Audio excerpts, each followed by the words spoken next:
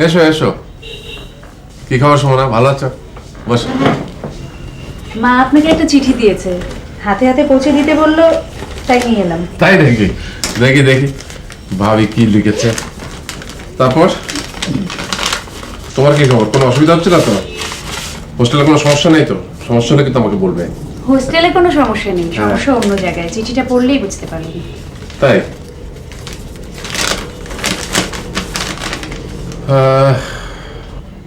নাজিম ভাই, সালাম জানবেন, বেশ কিছুদিন যোগাযোগ নাই। আজ বিশেষ প্রয়োজনে লিখলাম। আপনার ভাই ইদানিং একটা নতুন কাজে মেতে উঠেছে। একটা পাথর নিয়ে সে ব্যবসা করছে, মানুষ ঠকাচ্ছে।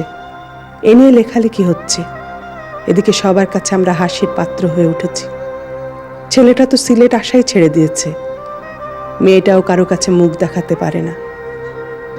আপনাকেও খুব বিশ্বাস এবং শ্রদ্ধা করে, ভালোবাসে। ওকে একটু বোঝান, সুপথে ফেরান, চিরদিন কৃতজ্ঞ থাকব। ইতি নাসিমা গনি রত্না।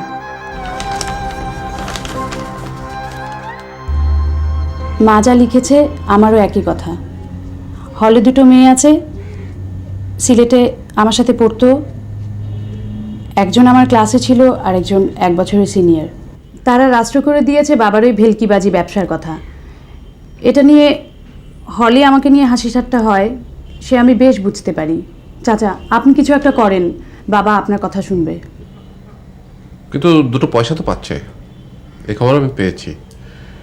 কারোর কাছে তো হাত পাততে হচ্ছে না, টেনে টেনে সংসারটা তো চলেই যাচ্ছে। এটা কি ভালো না? আশ্চর্য আঙ্কেল, আপনি বাবাকে সাপোর্ট করছেন? না না, আমি সাপোর্ট করছি না। আমি শুধু দুটো বিপরীত ছবিকে তোমার সামনে হাজির করছি তোমার মতামতের জন্য। কোনোটাকেই আমি সাপোর্ট করছি না, দুটোই নিন্দার যোগ্য। এরকম ভেলকিবাজির ব্যবসা করে মান সম্মান খুইয়ে টেনে টুনে সংসার চালানোর কোনো মানে হয় না আঙ্কেল। বাবা যে কটা টাকা পাঠায় তা দিয়ে শুধু থাকা খাওয়াটাই চলে। সে টাকা আমি টিউশনি করেই ম্যানেজ করতে পারবো। হ্যাঁ, আমার বক্তব্য হচ্ছে গনি ওসব বাদ দিয়ে ঢাকায় এসে চাকরি নিক, তোমাদের লজ্জা ঘুচুক।